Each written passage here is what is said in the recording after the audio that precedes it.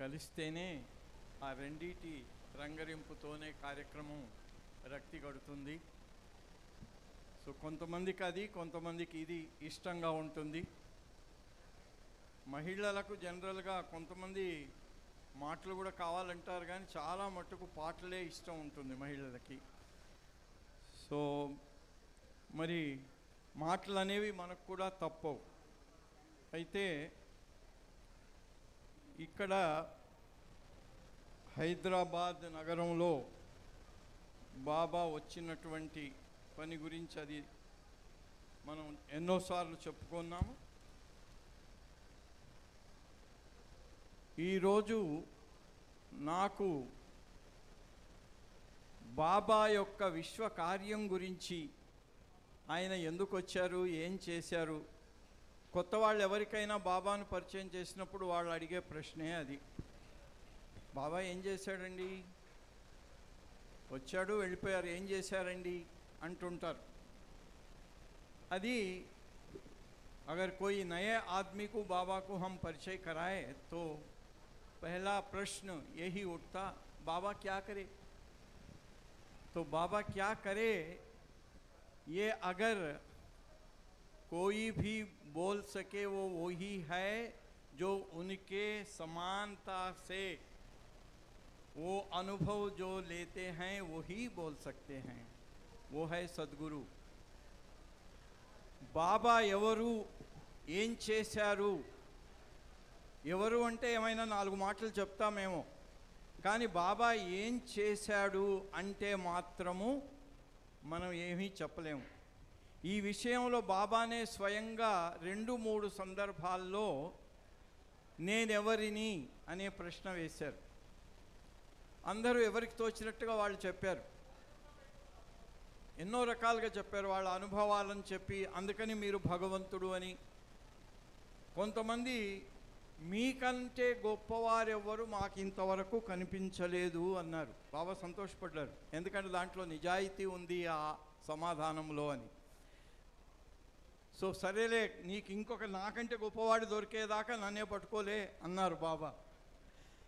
So అలా దానికి చివరకు ముగింపు బాబా ఏం చెప్పారు అంటే, మీరు చెప్పేదంతా కూడా ఇందాక సత్యనారాయణ గారు చెప్పారు అజ్ఞానము అని, పుస్తకాన్ని చూపిస్తూ అజ్ఞానం అన్నారు. మనం ఏం చెప్పుకున్నా అజ్ఞానంలోనే.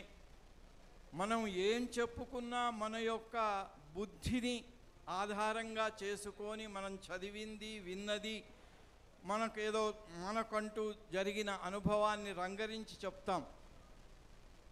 కానీ అదంతా కూడా మన లెవెల్లో మన పరిమితమైన మన సెపరేట్గా ఇండిపెండెంట్గా మనం ఫీల్ అయ్యే మన వ్యక్తిగతమైనటువంటి ఆ స్థాయి నుంచే మనం చెప్పగలుగుతాం. అంతేగాని ఆయన స్థాయిని మనం చెప్పలేం. అందుకని బాబా అన్నారు, ఒక సద్గురువు తప్ప నేను అవతారుణ్ణి అని కానీ భగవంతుణ్ణి అని కానీ అంత స్పష్టంగా ఎవరు చెప్పలేరు అన్నారు. అందుకని ఆయన గురించే మనం చెప్పలేనప్పుడు ఆయన పని గురించి ఏం చెప్పగలుగుతాం, చెప్పలేము. కాబట్టి ఆయన పని ఏమిటి, ఆయన ఏం చేశారు అనేది మన మాటల్లో చెప్పేదానికంటే ఆయన మాటల్లో చెప్పటమే మనకు చాలా సముచితంగా ఉంటుంది, సమంజసంగా ఉంటుంది. ఇది బాబా మొదటి నుంచి ఎప్పుడూ చెప్తూనే వచ్చారు ఆయన పని గురించి. విలేకరుల వాళ్ళ ఇంటర్వ్యూలో కానీ ఆయన దగ్గరికి వచ్చిన వాళ్ళకి కానీ ప్రతి సందర్భంలో ఆయన పనేమిటో ఏమాత్రం సందేహం లేకుండా చెప్పారు. ముఖ్యంగా 1932 అంటే అప్పటికి బాబా ప్రపంచ పర్యటనల ఆ దశకం కొనసాగుతూ ఉంది. 31లో వెళ్ళొచ్చారు. 32లో బాబా నాసిక్లో ఉన్నారు.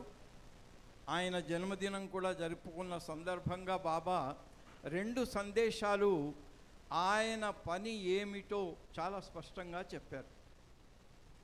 అది ఫిబ్రవరి 17వ తేదీ బాబా 38వ జన్మదినం జరుపుకోబడింది. అప్పుడు ఆయన అన్నారు, my universal mind is the central station to which every individual mind is linked. ఆయన చెప్పిన మాట చూడండి. మరి ఆయన పని ఏ లెవెల్లో ఉంటుంది, ఎలా ఉంటుంది అనే దానికి బాబా చెప్పినటువంటి విషయము, నా అవతారుడికి సద్గురువుకి ఇద్దరికి కూడా విశ్వాత్మకమైన మనస్సు ఉంటుంది. మనకేమో మన పరిమితమైన మనస్సు ఉంటుంది. మన మనస్సుకి ఇంకా పరిమితులు ఉన్నాయి. It is limited mind. But avatar's mind is universal mind. Baba అంటున్నారు, my universal mind is the central station. ఇప్పుడు మనందరికీ సాఫ్ట్వేర్ వచ్చిన తర్వాత తెలిసిపోతుంది. ఇక్కడంతా మాస్టర్ సర్వర్ ఉంటుంది ఒకటి. Everything is connected to master server.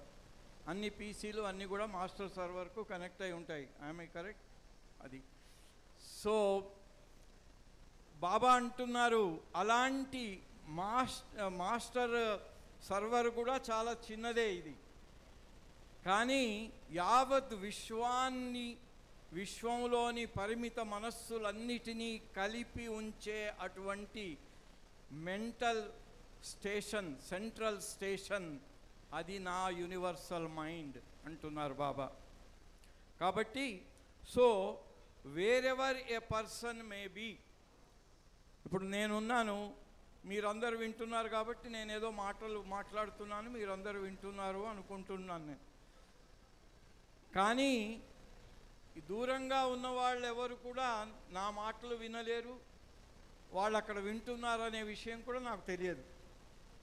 బాబా అంటున్నారు, నేను యావత్ విశ్వం యొక్క అందరి మనస్సులను కలిపే సెంట్రల్ స్టేషన్ను. కాబట్టి మీలో ఎవరైనా వాళ్ళు ఎక్కడ ఉన్నా I know what he is thinking and doing every moment.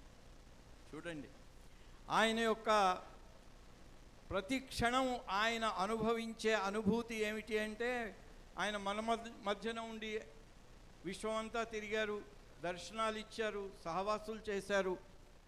కేవలం వాళ్ళకే పరిమితం కాలేదు ఆయన. ఆయన అంటున్నారు, నేను ఎక్కడ ఉన్నా, ఈ విశ్వంలో ఏ వ్యక్తి ఎక్కడ ఉన్నా అతను ఏమి ఆలోచిస్తున్నాడో, అతను ఏమి చేస్తున్నాడో నాకు అదే క్షణము తెలిసిపోతుంది. అది యూనివర్సల్ మైండ్ అంటే, విశ్వాత్మకమైన మనస్సు అంటే. ఆ విశ్వాత్మకమైన మనస్సునే విశ్వరూపము అన్నారు కృష్ణావతారంలో అర్జునునికి కురుక్షేత్రంలో.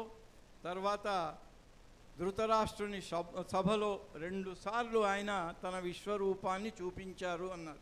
అంటే అక్కడ ఉండే వాళ్ళకి దాని అనుభూతిని కలిగించారు అని. ఆ రూపం చూడదగింది కాదు, ఈ కళ్ళతో చూసే రూపం కాదు. అందుకే ధృతరాష్ట్రునికి నీకు స్పెషల్గా నీకు దృష్టిని ఇస్తున్నాను చూడటానికి అన్నారు. అది మనం చూడలేము. మనం రోజు ప్రార్థనలో చదువుతాం, దివ్య చక్షువులతో కానీ నిన్నెవ్వరును చూడజాలరు. ఆయన్ను చూడాలి అంటే లోపల ఉన్న అంతర్నేత్రాలతో మాత్రమే చూడగలుగుతాము, బాహ్య నేత్రాలతో చూడలేము. అందుకని ఆ బాహ్య నేత్రాలతో, బాహ్యమైన మనస్సుతో మనం నిరంతరం మెహర్ బాబాతో కలుపబడి ఉన్నాము. మనందరం ఎక్కడ ఉన్నా, ఏమి ఆలోచిస్తున్నా, ఏమి చేస్తున్నా ఆయనకు ఓపెన్ బుక్.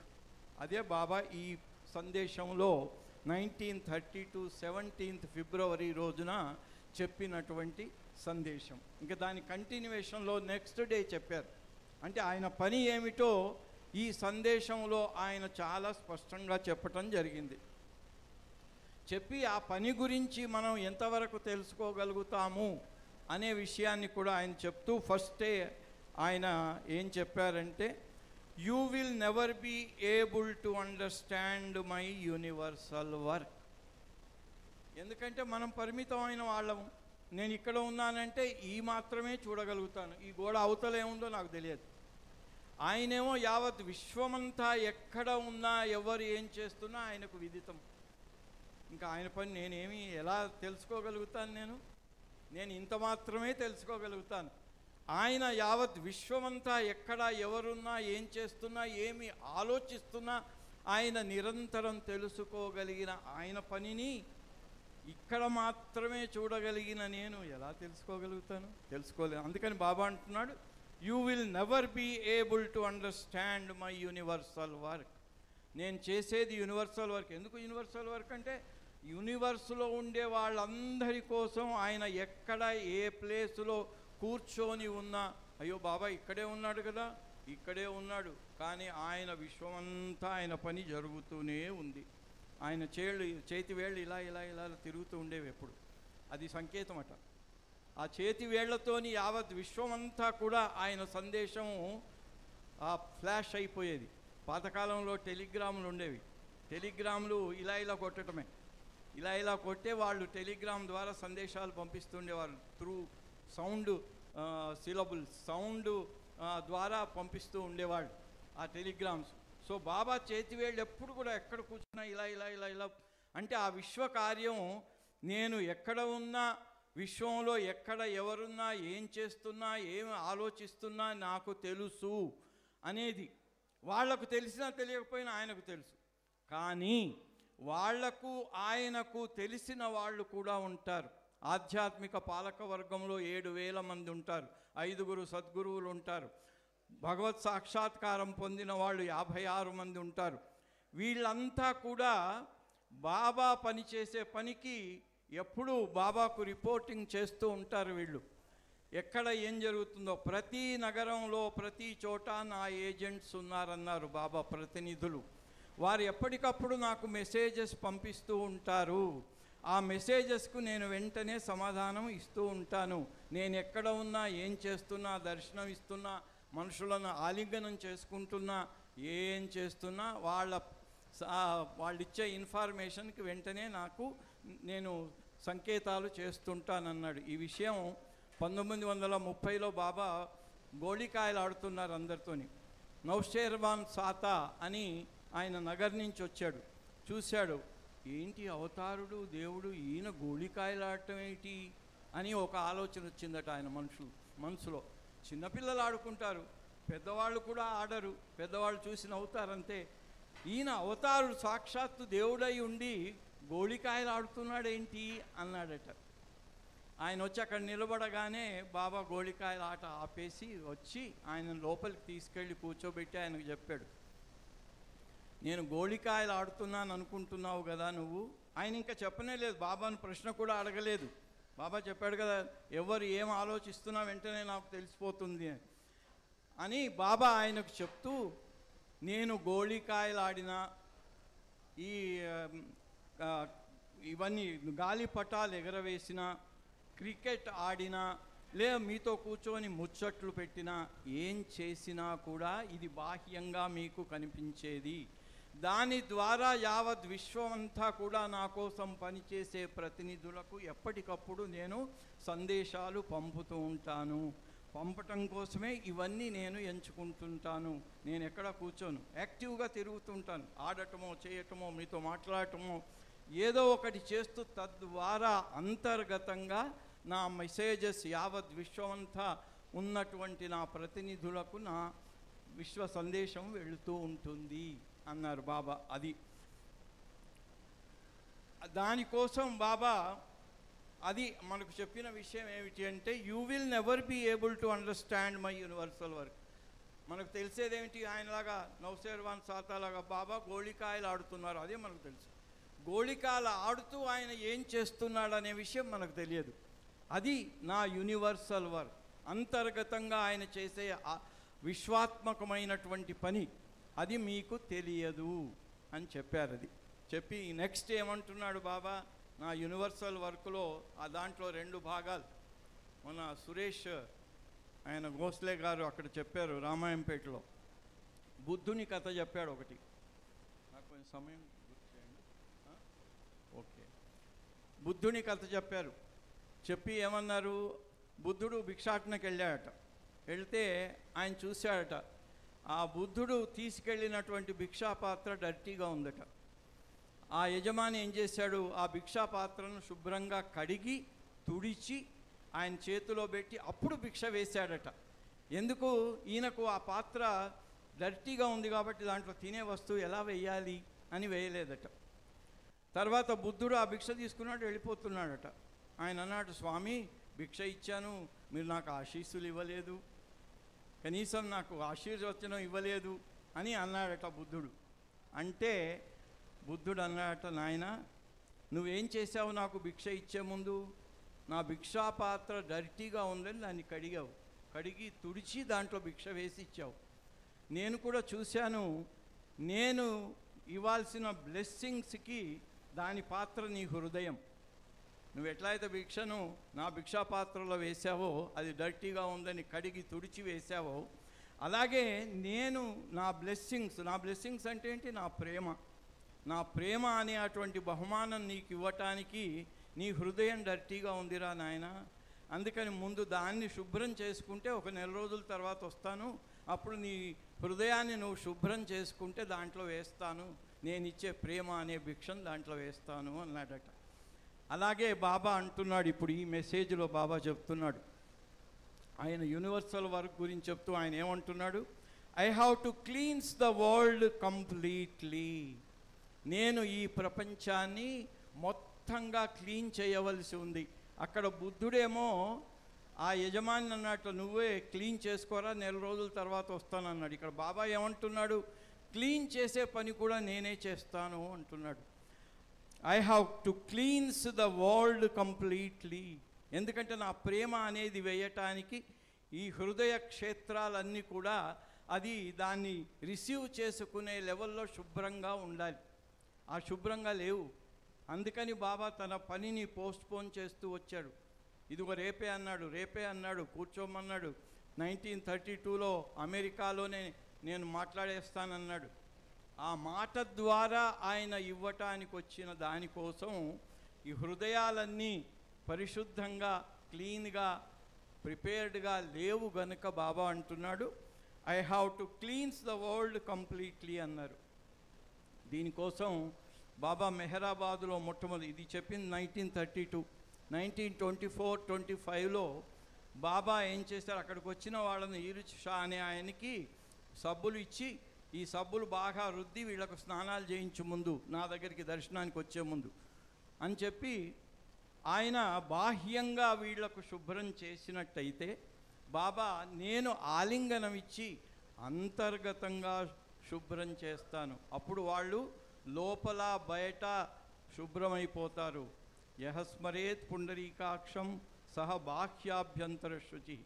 అలా నా దగ్గరికి వచ్చి ఎవరైతే నన్ను తలుచుకొని నా ఆలింగనం చేసుకుంటారో వాళ్లకు బయట లోపల శుభ్రమైపోతారు. ఆ శుభ్రం చేసే పనిని నేను కంప్లీట్గా చేయాలి. ఇది 1000 సంవత్సరాల దాకా జరుగుతుంది అని కూడా చెప్పారు.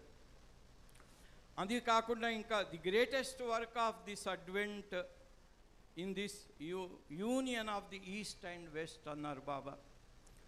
అలాగే మరి ఈస్ట్ వెస్ట్ గ్యాదరింగ్ అయింది 62లో. 1930వ దశకంలో ఆయనే స్వయంగా వెళ్ళి వచ్చారు. 13 సార్లు ప్రపంచం అంతా తిరిగి వెస్ట్ ఈస్ట్ రెండింటినీ కలిపే ప్రయత్నం చేశారు. వెస్ట్ నుంచి అక్కడి నుంచి తన ప్రేమికులను ఇక్కడికి పిలిచారు, ఇక్కడ వాళ్ళని అక్కడికి తీసుకెళ్లారు, అక్కడ కార్యక్రమాలు చేశారు. I am the universal avatar, I belong to the whole universe. ఇంతకుముందు అవతారాలు అక్కడక్కడికే పరిమితమైన అక్కడే, ఎందుకంటే అప్పుడు ఉన్నటువంటి పరిస్థితులు అలాంటివి.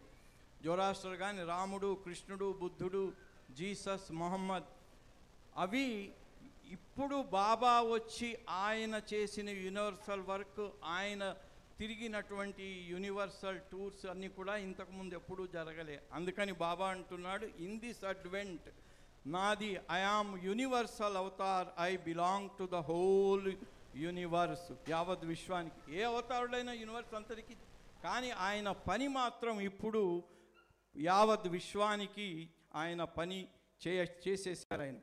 You observe outwardly what I do, inwardly you can never no.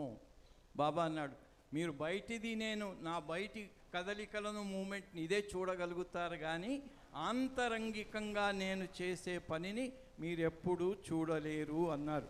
I work through some medium and the medium is necessary for my work. నేను ఎప్పుడు కూడా పని చేస్తుంటే మీడియం అంటే, ఇప్పుడు అన్ని చోట్ల ప్రతినిధులు ఉన్నారు, ఇక్కడ తన ప్రేమికులు మండలి వాళ్ళు ఉన్నారు, వీళ్ళందరినీ మీడియంగా చేసి ఆయన తన పనిని కొనసాగిస్తూ ఉంటారు. అందుకని నా యూనివర్సల్ వర్క్ అనేది ఇన్వర్డ్గా జరుగుతూ ఉంటుంది, ఆంతరికంగా జరుగుతూ ఉంటుంది, బయటికి మీకు కనిపించదు, నా కదలికలు మాత్రమే కనిపిస్తాయి అని బాబా తన విశ్వ కార్యం గురించి అలా చెప్పటం జరిగింది. అది యావత్ విశ్వానికి ఆధ్యాత్మికమైనటువంటి పెను ఊపు ఇవ్వటము. అది ఎవరు వర్ణించలేరు, ఊహించలేరు. ప్రతి ఒక్కరికి దాని యొక్క ఆ బాబా ఇచ్చే ఆధ్యాత్మికమైనటువంటి పునరుత్థానం అందరికీ కలుగుతుంది. కానీ ఆ అందరికీ 220 వాట్సే కరెంట్ ఇచ్చినా కూడా 0 బల్బు చిన్నగా వెలుగుతుంది, 100 వాట్స్ పెద్దగా వెలుగుతుంది. అదే తేడా ఉంటుంది. కానీ బాబా ఇవ్వటంలో తేడా లేదు, మనం గ్రహించటంలోనే తేడా ఉంది. వాట్ వి రిసీవ్ అంటే ఏది ఎంతవరకు అర్హతో అంతవరకే ప్రాప్తం. మన అర్హతను మనం ఎంత పెంచుకుంటామో ఆయన ఇచ్చింది పూర్తిగా గ్రహించగలుగుతాం. అందుకే బాబా తన యొక్క మేనిఫెస్టేషన్ వైభవాన్ని పోస్ట్పోన్ చేస్తూ విశ్వానికి ఇచ్చే ఆధ్యాత్మిక ఊపును తయారు చేసి పెట్టాడు సిద్ధంగా. పవర్ హౌస్ రెడీ అయింది, కనెక్షన్స్ రెడీ అయినాయి, స్విచ్ ఆన్ చేయటమే ఆలస్యము. ఎందుకు అంటే మనం మన అర్హతను ఇంకా పెంచుకోవలసి ఉంది. ఆ పెంచుకోవటం కోసం ఆయన చూస్తున్నారు. త్వరలోనే అందరికీ అది ఇవ్వబడుతుంది.